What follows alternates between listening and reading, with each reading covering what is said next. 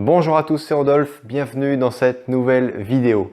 Faut-il impérativement respecter la règle des 14 mètres carrés lorsque on loue en colocation? Je suis sûr que vous êtes en train de vous poser cette question. Moi-même, je me la suis longtemps posée et aujourd'hui, la loi Elan vient nous aider, nous donner un peu d'air dans cette loi qui était auparavant très restrictive. Avant d'aller plus loin, n'oubliez pas, comme d'habitude, abonnez-vous à la chaîne et à la fin de cette vidéo, n'oubliez pas de la liker, de la partager et surtout, posez-moi toutes vos questions en commentaire, dans les commentaires qui sont juste en dessous de cette vidéo. Si vous êtes un habitué de la chaîne, vous savez que je lis et que je réponds à absolument tous les commentaires. Actuellement, pour louer en colocation, vous avez deux possibilités. Vous avez le bail individuel et vous avez le bail solidaire. Le bail solidaire, c'est quoi? Vous avez par exemple 3 étudiants, ils se connaissent, ils habitent à Paris, ils vont faire leurs études à Grenoble, ils veulent emménager à 3 dans un appartement. Ils sont tous les droits solidaires du paiement du loyer. Il n'y a qu'un bail qui est écrit pour eux 3. S'il y a un d'eux qui s'en va, eh bien c'est aux deux autres de retrouver un colocataire qui devra être solvable également puisque le paiement du loyer sera de la responsabilité des 3 colocataires. Après, vous avez le bail individuel. Le bail individuel, chaque colocataire signe son bail. On ne demande pas à ce que les colocataires se connaissent entre eux. On demande simplement à ce que le colocataire ait une condition qui fait qu'il est solvable et pour lequel on pourra par exemple avoir une garantie loyer impayé de type Visale. Je vous mets le lien juste en dessous, www.visale.fr. C'est la garantie de cautionnement du gouvernement. Du moment que la personne a moins de 30 ans, elle y est forcément éligible.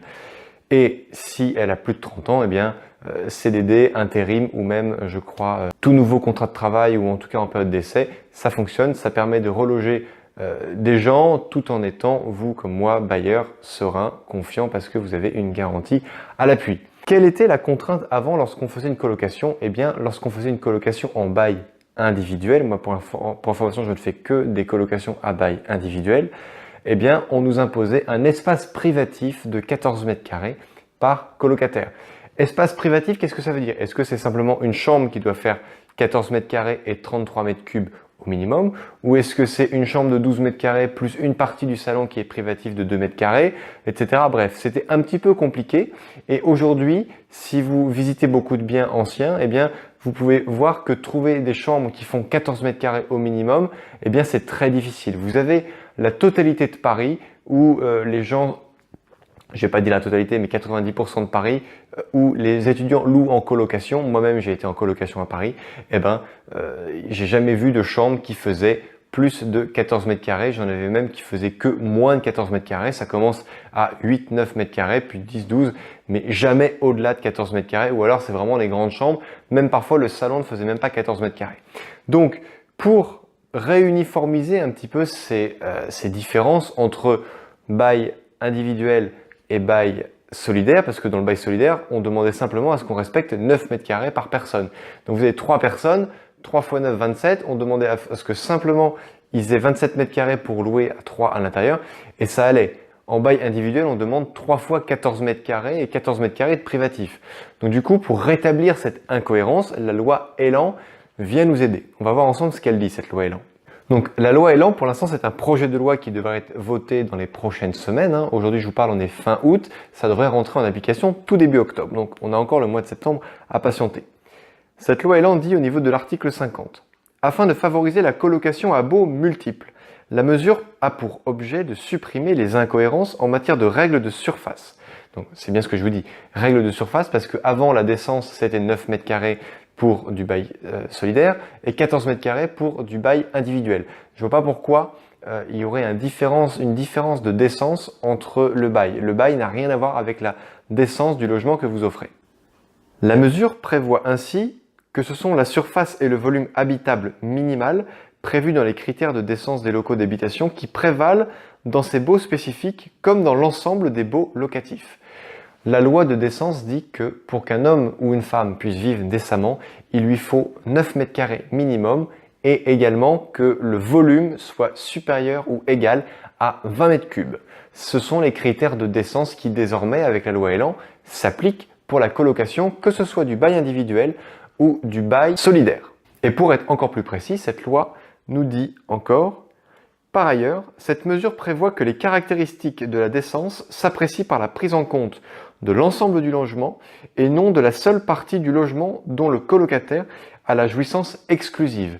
Traduisez jouissance exclusive par surface privative. Il n'est donc plus nécessaire d'avoir recours à un décret en Conseil d'État pour faire passer cette loi. Bon, en gros, qu'est-ce qu'elle nous dit cette loi Elan ? Elle rétablit un petit peu la normalité, que ce soit bail individuel ou bail solidaire. La règle pour louer décemment aux gens, c'est 9 mètres carrés, 20 mètres cubes minimum. Si vous avez plus, tant mieux. Moi, pour information, j'ai de tête un appartement en colocation dans lequel il y a 3 colocataires. L'appartement fait 65 mètres carrés. Alors, la chance que j'ai, c'est que les chambres font toutes 14 mètres carrés parce que ça n'est pas un immeuble ancien. Mais quand même, si un jour je veux acheter un T4 avec 3 chambres et s'il y a des chambres qui font 10 ou 12 mètres carrés et que je ne veux pas faire de bail solidaire mais uniquement du bail individuel, eh bien, grâce à la loi Elan, je peux le faire.